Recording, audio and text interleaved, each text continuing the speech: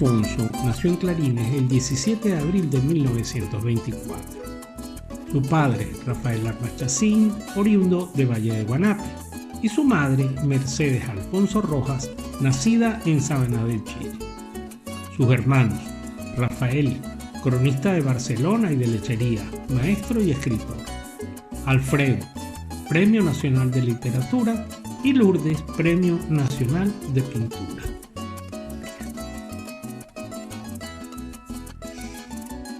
Inició sus estudios en Clarines, donde solo existía para 1931 un colegio de una sola aula y un solo maestro, lo que no era atractivo para ninguno de los niños de la población, por lo que era frecuente que las idas a clases se convirtieran en salidas al río, las lagunas o de cacería según la época del año.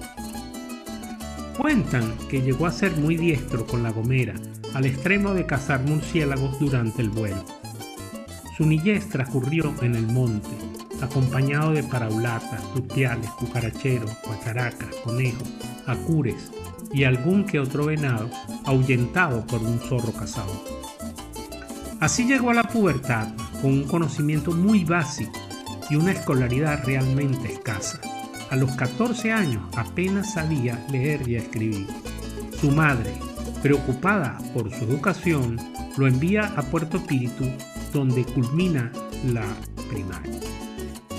Ya adulto, viaja a Caracas a estudiar pintura, actividad esta que realiza parcialmente y que sustituye por el dibujo técnico, obteniendo un título que le permitió trabajar en la Socony Oil Company, hoy Exxon. Durante sus estudios de dibujo se enamora de la arquitectura y decide culminar sus estudios de bachillerato para inscribirse en la Facultad de Arquitectura de la Universidad Central de Venezuela, donde se gradúa en 1958. Como tesis de grado presentó el diseño de la Universidad de Oriente, tal como la conocemos hoy. Proponía que cada uno de los núcleos que la conforman fuese independiente uno de otro, convirtiéndose en una gran universidad regional autónoma.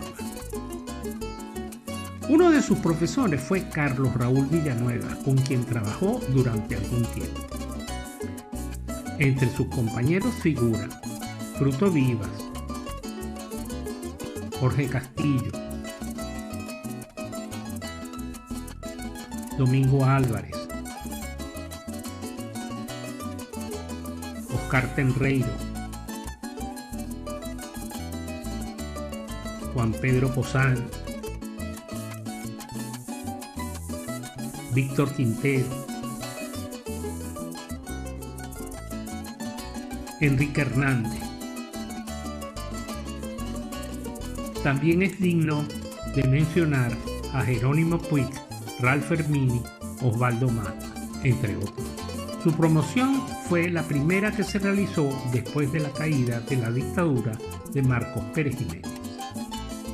En el año 1959 realizó una gira por varios países, donde tuvo la oportunidad de conocer a Alvar Aalto y de visitar una gran cantidad de obras de Le Corbusier, hoy consideradas patrimonio de la humanidad. En 1960 restauró la iglesia de Clarines, convirtiéndose junto con Graciano Gasparini en defensores de la arquitectura colonial venezolana. Durante el proceso de restauración descubrió la imagen de Nuestra Señora de los Clarines, oculta y tapiada en un hueco debajo del presbiterio. La imagen fue traída a América por Francisco de Vides para fundar a Clarines en 1594. En la década de los años 80 fue promotor de la unión de lazos de hermandad entre los municipios de Beas en España y Clarines en Venezuela. Restauró también la iglesia del Pilar, ubicada en el municipio Simón Bolívar del estado Anzoátegui. El convento de Catuaro, que sirvió de albergue al sabio Alexander von Humboldt, ubicado en el municipio Rivero del estado Sucre. La iglesia de Nuestra Señora de la Candelaria, ubicada en la población de Arena, en el municipio Montes del estado Sucre. la casa donde funciona el Museo Histórico de Clarines, municipio Bruzual del estado Anzoátegui. Realizó una segunda intervención de la iglesia de Espíritus, previamente restaurada por Graciano Gasparín. Elaboró el proyecto de restauración del Museo Anzoátegui, antigua sede de la municipalidad. El proyecto de la casa de José Gregorio Monagas, casa donde fue redactada el decreto de abolición de la esclavitud en Venezuela, ambas en Barcelona. El proyecto de restauración del Fortín de la Magdalena, ubicado en el Morro de Lecherías, donde también pernoctó en algunas oportunidades el sabio Humboldt. El proyecto de la aduana de Barcelona, incluyendo los puentes que servirán de acceso a la misma. El proyecto de restauración de la aduana de Guándaro. El proyecto de restauración del castillo de San Antonio de la Eminencia, ubicada en Cumaná. El proyecto de restauración del Teatro Cajigal de Barcelona. El proyecto de restauración de la iglesia de Nuestra Señora del Amparo, ubicada en Pozuelo. En 1963 es nombrado director de urbanismo del Consejo Municipal de Caracas, cargo que alterna con la docencia en la Universidad Central de Venezuela, Facultad de Arquitectura, taller Carlos Raúl Villanueva. En 1968 es becado para realizar un posgrado de planificación en la Universidad de Liverpool, Town Planning Department, Inglaterra. En 1970 viaja a Italia, Francia, Holanda, Suecia, Finlandia, Dinamarca e Inglaterra, como continuación de sus estudios de planificación urbana. A su regreso de Europa, desempeñó el cargo de director de planificación de planta física de la Universidad de Oriente, hasta el año 1974, cuando fundó su propio taller de arquitectura en unión con Jorge Castillo, Ralph Fermini y Víctor Quintero.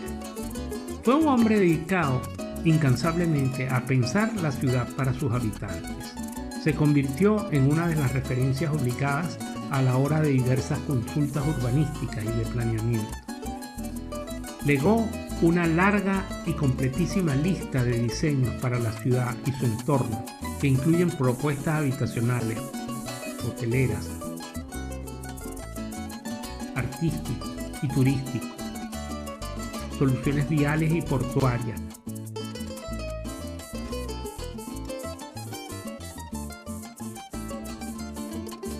desarrollos deportivos,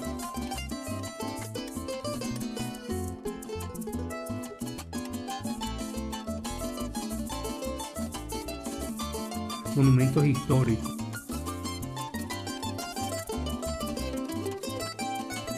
que completan su extensa labor en el campo de la arquitectura y del urbanismo.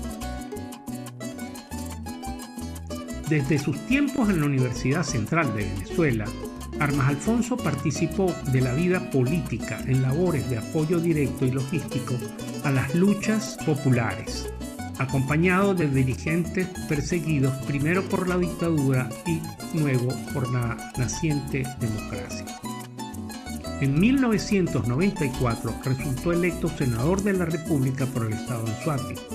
En ese cargo parlamentario y desde la Comisión de Turismo, Planificación y Ambiente, mostró ser un defensor aguerrido e incansable del patrimonio arquitectónico y cultural del país, participando como corredactor de la Ley de Financiamiento para la Descentralización, la Ley de Turismo y efectuando proposiciones para el desarrollo del Fondo de Financiamiento del Sector Turismo, FONTUR.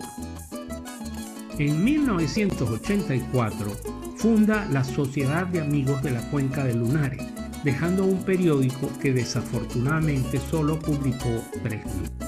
En su faceta de escritor destacan publicaciones técnicas como Ideas para un Plan Integral de Obras Públicas, publicado en 2010, un completo compendio de propuestas de líneas geoestratégicas que incluye vías férreas y acuáticas para interconectar al país desde la propuesta de una nueva capital situado cerca de Cabrutas en el estado Guárico. Posteriormente, en el año 2014, escribe Cuentos de Tío Tigre y Tío Conejo del Bajo Unare, donde recoge la tradición oral de los cuentos que le contaban cuando era niño. Esa publicación le merece el Premio de Literatura Infantil de Monte Ávila.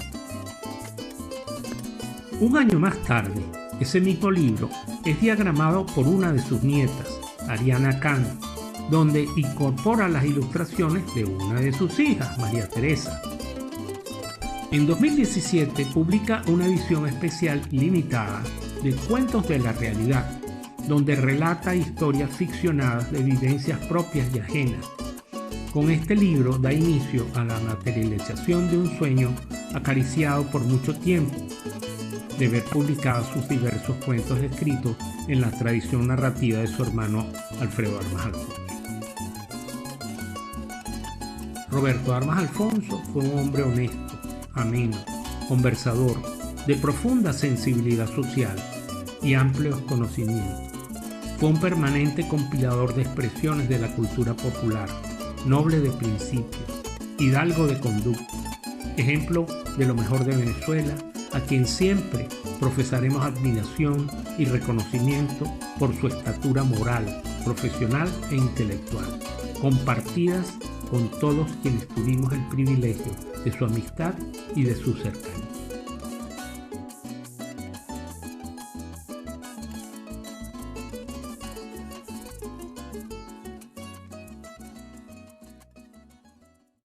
Roberto Armas Alfonso falleció el 16 de junio de 2018 en Puerto La Cruz. Sus restos descansan en Clarines, su tierra natal.